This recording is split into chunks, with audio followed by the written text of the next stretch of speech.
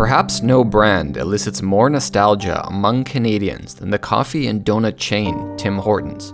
For generations, the iconic brand conjured up the comforting aroma of freshly baked donuts and rich quality coffee, a humble, cozy cafe where families and friends gathered to catch up. Sadly, that is no longer the Tim Hortons of today. Walk into one now and you'll be greeted by surly foreign workers barking orders in barely comprehensible English, filthy tables and bathrooms, absurdly long wait times, and receiving the correct order approaching a small miracle. And that's before we even get to the food. The coffee is burnt, bitter, or watered down. The sandwiches are stale, the bacon rock hard, and the donuts are pre-frozen, chemical and preservative-laden slop, hardly fit for a prison tray.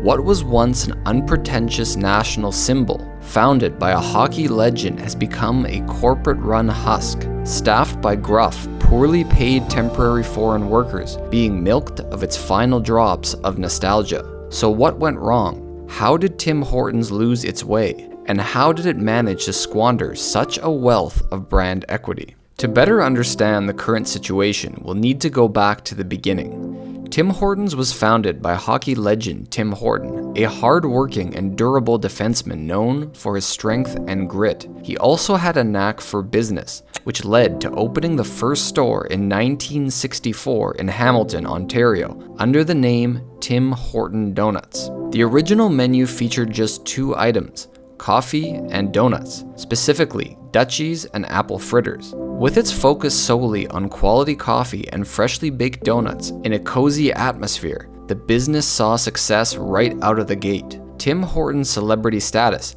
and his tendency to recruit his hockey buddies for advertising didn't hurt either. By 1967, 3 years after the first store opened, the chain had grown to 3 locations. It was then that Ron Joyce entered the picture. A savvy businessman with experience in the food service industry, Joyce became a full partner and began aggressively expanding the chain through franchising. This marked the beginning of rapid growth, both geographically and in the variety of products offered. By 1974, Tim Hortons had opened 40 locations across Eastern Canada and was well on its way to becoming a cultural institution. However, it was at this moment that tragedy struck. In the early morning of February 21st, 1974, Tim Horton was driving alone on the Queen Elizabeth Way, heading from Toronto towards Buffalo. He lost control of his car when a tire caught a recessed sewer, causing the vehicle to flip multiple times. Not wearing a seatbelt, he was thrown from the vehicle and pronounced dead shortly after. Horton's death was a devastating blow, not just for the company, but to a nation who adored the larger-than-life sports hero turned donut magnate. Yet, the company had to find a way to soldier on without its charismatic founder. Ron Joyce, realizing that the chain needed a unified leader to continue its success,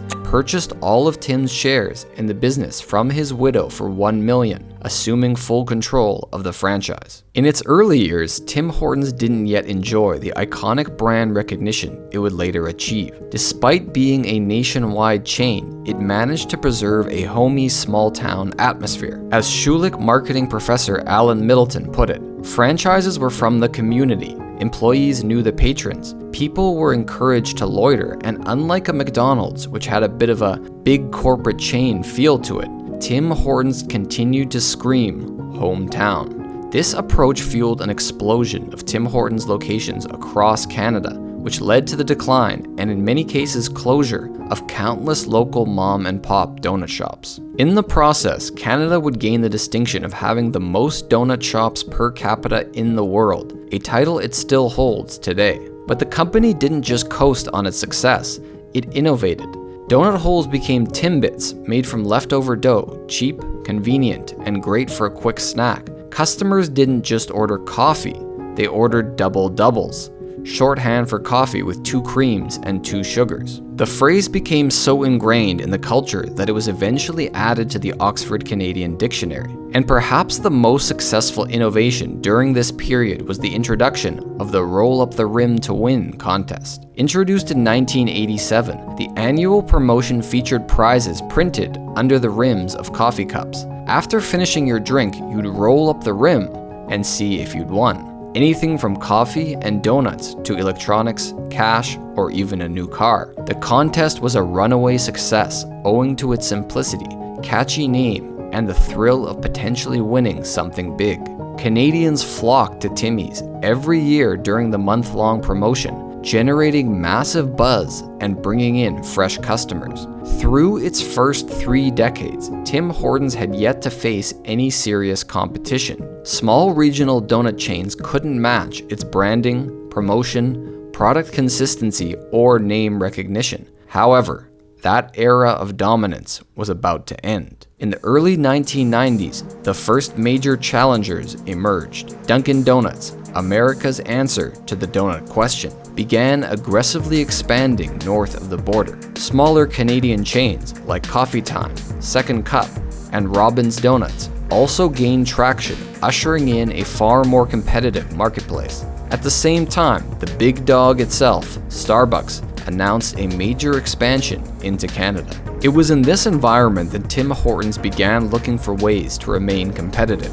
Ron Joyce's solution was a merger with American burger giant Wendy's. So, in 1995, Wendy's International acquired Tim Hortons for $425 million USD. The logic behind the merger seemed sound. Tim Hortons experienced peak business in the mornings, while Wendy's experienced its peak hours during dinner and lunch. By combining operations under one roof, both brands could maximize space usage and cut operating costs. At least that's how it was supposed to work. In reality, franchises resisted the merger.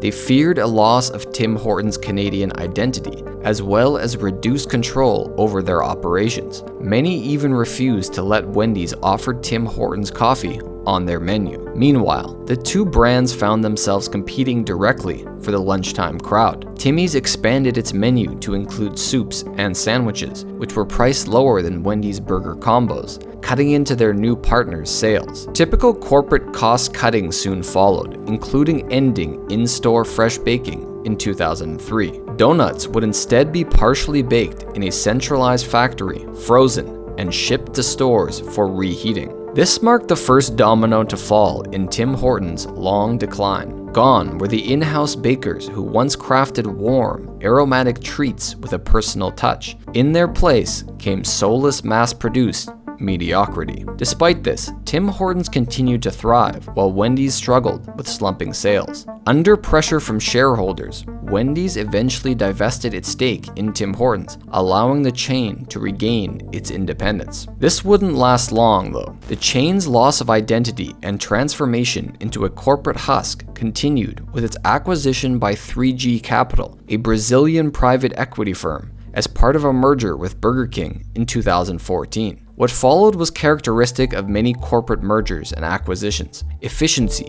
cost-cutting, and profits were prioritized above all else. What had once been a beloved Canadian icon was reduced to just another cog in a multinational money machine. The trajectory mirrored that of Kentucky Fried Chicken. Ask anyone who grew up in the 1970s or 80s, and they'll likely rave about the Colonel's rich, succulent fried chicken. But over time, mass production and relentless cost-cutting led to a dramatic decrease in quality, to the point it's hardly recognizable today. The same happened at Tim Hortons. Quality steadily declined, justified by marginal profit increases, while the brand cachet, carefully built over decades, was steadily drained away.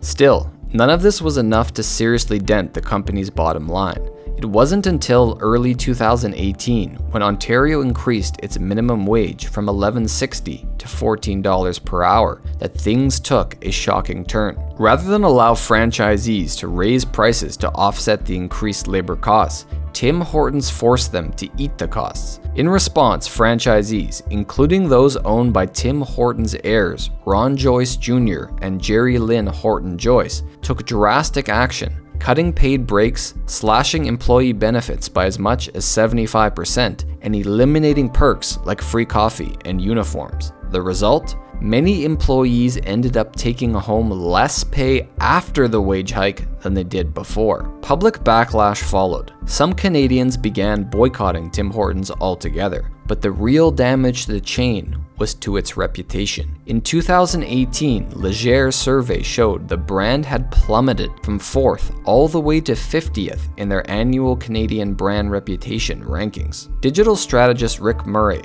who worked on the survey, put it bluntly: Tim Hortons, a perennial top 5 brand that we previously believed impervious to issue, has fallen mightily in the court of public opinion. It seemed the relentless pursuit of profits over people had finally caught up to the iconic chain. And now we come to the most damaging development to Tim Hortons' long-term viability: the replacement of Canadian staff with cheap foreign labor. Over the past decade, and especially the last 5 years, franchisees have increasingly relied on temporary foreign workers and so-called international students, exploiting loopholes in the immigration system to hire low-wage foreign workers. Because these workers aren't citizens, don't speak the language well, and in many cases have their stay in Canada tied to their job, they are easily exploited, willing to work for less and in worse conditions than Canadians. The practice has come at an enormous cost to the brand. While it's hardly unique in the Canadian food service industry,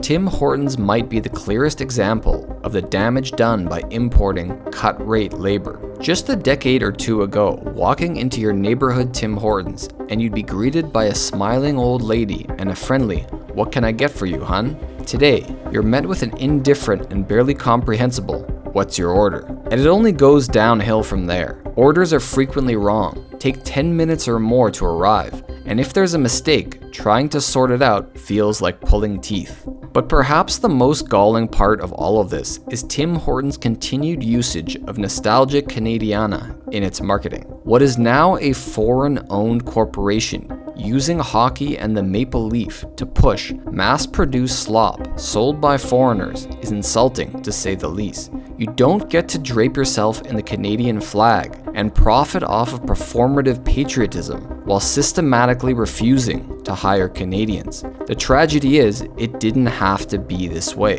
Starbucks Canada, in contrast, made a deliberate choice not to hire temporary foreign workers. Instead, it employed only citizens and permanent residents, paid above minimum wage, offered good benefits and perks, resulting in strong employee satisfaction and retention. The difference is obvious the moment you walk in. At Starbucks, employees are smiling and happy, orders arrive quickly and are rarely wrong, and quality is consistent across locations. Tim Hortons could have taken the same path, but chose not to. All of this leaves Tim Hortons at a crossroads. Years of money-pinching authoritarianism and corporate mismanagement have done serious damage to the brand's identity, quality, and customer loyalty. But the situation isn't beyond repair. Despite everything, Tim Hortons still holds a powerful place in the hearts of many Canadians. That kind of brand equity can't be bought. It can only be built from the ground up. If there is a path forward, it starts with going back to the basics: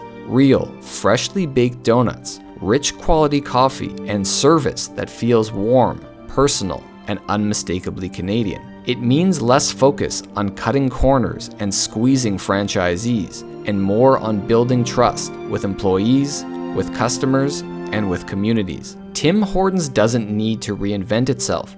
It simply needs to return to what made it great in the first place. If you enjoyed this video, please consider subscribing and watching one of these 2 videos next.